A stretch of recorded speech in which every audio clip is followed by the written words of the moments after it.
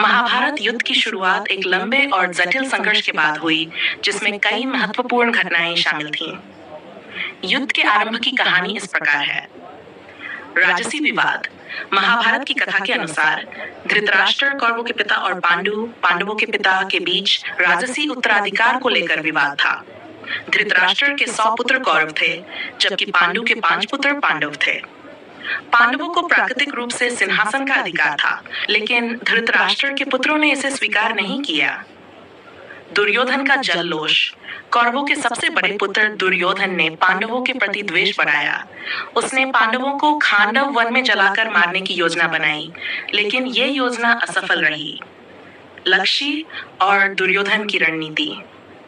दुर्योधन ने अपने पिता धृतराष्ट्र और गुरु द्रोणाचार्य के सहयोग से पांडवों को अयोग्य सिद्ध करने और उन्हें राजसत्ता से हटाने की कई कोशिशें की। इसके अंतर्गत दुर्योधन ने पांडवों को जुए में हराया और उन्हें अपना आधा राज्य छोड़ने पर मजबूर किया। वनवास।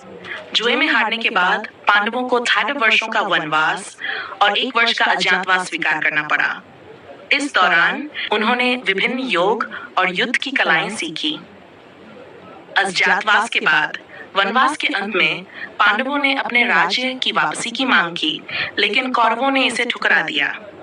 दूत भेजना। इस विवाद को सुलझाने के लिए पांडवों ने कृष्ण को दूत के रूप में कौरवों के पास भेजा।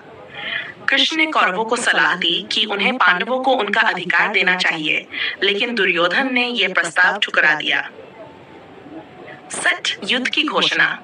इसके बाद कोई और विकल्प न होने पर पांडवों और कौरवों के बीच युद्ध की घोषणा की गई। यह युद्ध धर्म युद्ध कहलाया और कुरुक्षेत्र में हुआ। शायद महाभारत युद्ध 17 दिनों तक चला, जिसमें कई महान योद्धा और सेनाएं शामिल थीं। अंत में पांडवों ने विजय प्राप्त की, लेकिन युद्ध के परिणाम स्वरूप अत्यधिक विनाश और क्षति हुई। इस प्रकार महाभारत युद्ध का आरंभ पारिवारिक मतभेदों, व्यक्तिगत स्वार्थ और राजसी संघर्षों से हुआ, जो अंततः एक महाकाल युद्ध में